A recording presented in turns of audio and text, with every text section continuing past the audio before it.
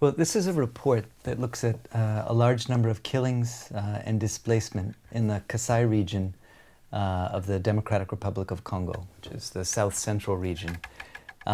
Between March and June of this year, our team documented a large number of killings, 251 killings of individuals, a large number of them children. 62 of the cases were of children that were killed.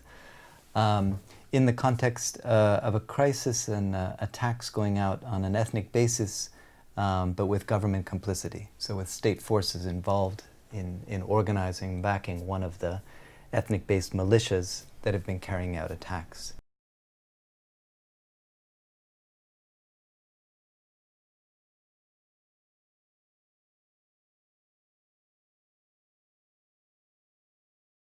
The primary source of information was from direct victims and witnesses of what took place. So our team carried out interviews in refugee camps, in hospitals with people that showed the signs of physical harm.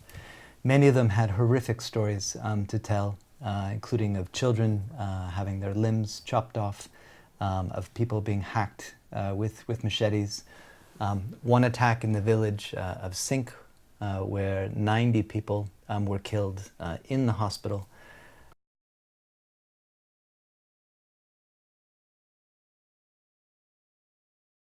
One very disturbing finding that our team noted on the ground was victims and witnesses again and again mentioned that when their village was attacked, the attackers coming from one ethnic group were often accompanied by either police or local officials or officials from the army, and that they claimed that local officials, government agents had been involved in the planning and sometimes the actual carrying out of the attacks, or in providing arms to one of the ethnic groups. What's concerning, and I mean I didn't mention, but it's okay, what's concerning, the High Commissioner is calling on the government to send out a clear message and instruction that this must stop.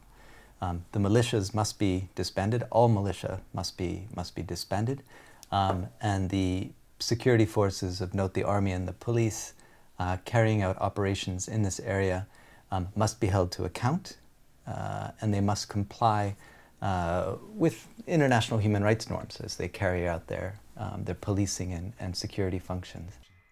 About what's going on, but some of the indications is that we did, our team interviewed people. Given the nature and the scope of what's taken place, these are very widespread attacks. Many of the attacks on villages appeared to have been well planned. The nature of the acts committed, widespread killings, these could constitute crimes against humanity under international law. Of course, only a competent tribunal or a court can determine that.